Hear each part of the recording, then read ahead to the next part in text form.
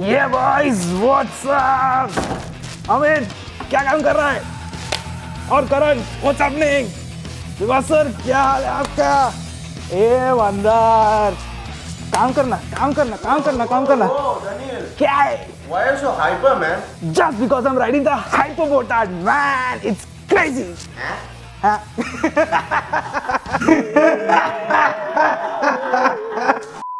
So if you saw, I was getting a lot more hyper, but now I'm calm because I've ridden this motorcycle, popped a ton of wheelies, and to tell you guys, this is one of the most notorious Ducatis ever made, the Hypermotard. But yes, we have been seeing the 950 SP and all the others. This is the RVE with the stickers going around. Let me tell you, this one costs 17 lakh rupees. So if you have the budget, you can watch the video ahead of how fun this motorcycle is.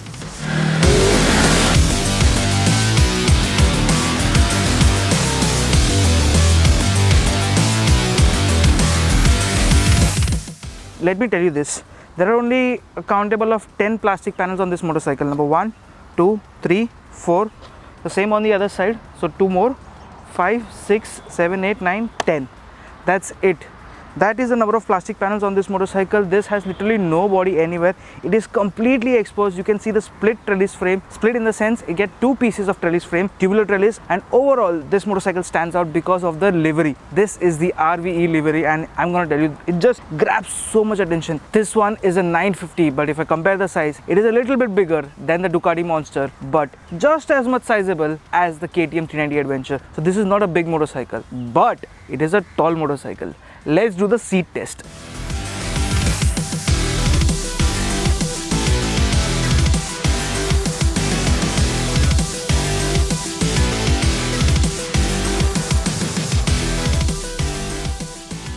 Let me talk about all the misses on this motorcycle. This motorcycle gets dirty. It's a supermoto motorcycle. It's a different kind of a motorcycle, and hence it throws in a lot of muck everywhere. Here's a clip of how dirty it got the moment I got it from Pune, and how dirty it made me even.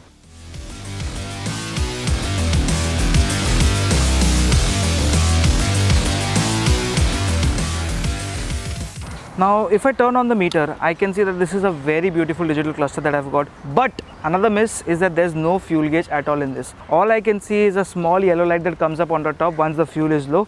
That's down to just 3.5 or 4 liters in the tank, and the tank is of 14.5 liters, which is considerably small considering this is a 950cc 937cc Ducati. But then the mileage I've been able to achieve is not more than 23 kilometers per liter on this motorcycle, and when I tell you this, I have been riding sanely. However, if I go insane, it just gives close to 15 to 16 kilometers per liter. That's it. And once you sit down and look over here, everything is exposed. This is a radiator which is a little bit covered, but this is the oil cooler which is right in front of the tire, full of muck right now, and it is exposed with no belly pan, nothing. The moment I picked up the motorcycle, I was a little bit scared that will it hit, but the massive ground clearance always keeps it cool. This is still a little bit scary for me. And the last thing that's there, which I find is a miss, is that you don't get electronically adjustable suspension that's there on the other 950. This one is manually adjustable. Here you can change the compression, preload, and the same goes for the rear suspension as well. And if you did see how dirty this bike was, yesterday night I couldn't see a thing on the road because all the mud was getting carried over and being plastered onto the headlight, and because this is a halogen headlight, it was not penetrating through the mud and lighting up the road. But in night situations, halogens are always best, and this is what it gets. All the other lights like the DRL, indicators, tail light, everything is LEDs. Now this motorcycle weighs almost 200 kgs, but then moving it around is not a problem at all. You can just place it and put it and give it the perfect angle for the camera without any problems. So here are the hits, what I can say, the pros of this motorcycle. Number 1 being the design of this, the way it looks, it just stands out of the crowd. And not just that, the under tail twin exhaust just grab my attention all the time because they look freaking awesome and they sound awesome too. Here is a sample of the exhaust note. Now note this, that I have put down the stand and this motorcycle is in neutral, so it won't rev past. There is a soft limiter on this.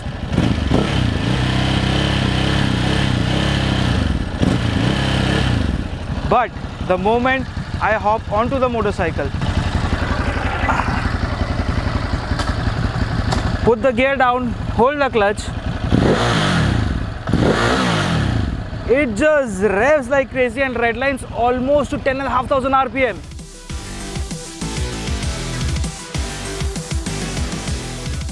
To keep things quite nice, the suspension is longer than the Monster, so yes, there's a good amount of travel, and you get 17-inch wheels on both the ends with 120 section rubber at the front and a 180 at the rear. The problem is that since a lot of guys have already ridden it, you can actually come close and see that the tread is almost gone on the rear tire, so it has been fishtailing all over the place. But it's not just that. The best part about this motorcycle that it is a wheelie machine. It's got 8 levels of traction control, it's got 8 levels of wheelie control as well, 3 levels of ABS, quick shifter, 3 riding modes also.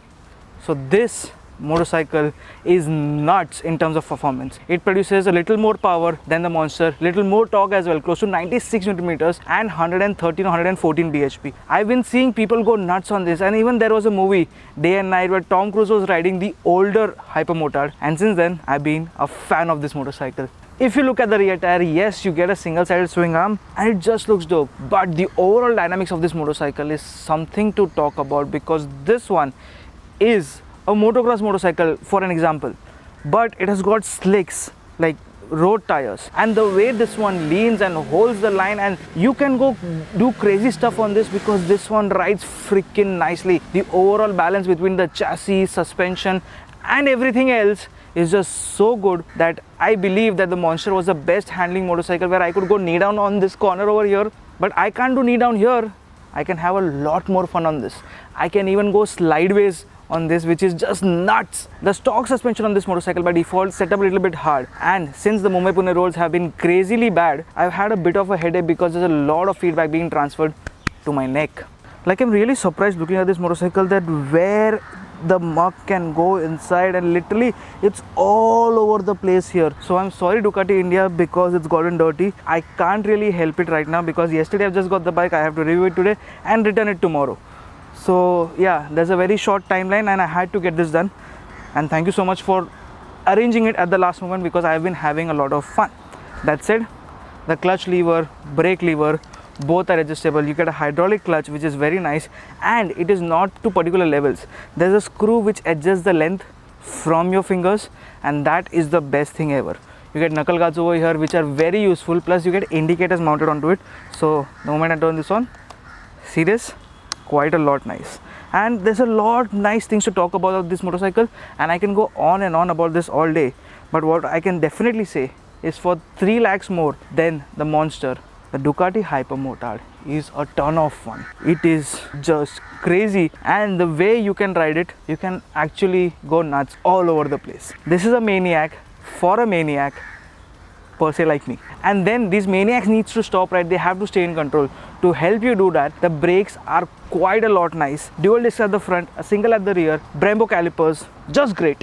17 lakh rupees. Yes, this is the on-road cost of this motorcycle in Mumbai. It is a little bit costlier than the Monster, but cheaper than the Multistrada 950. So if your priority is to have fun motorcycle in the 950,000cc category, a twin does your job.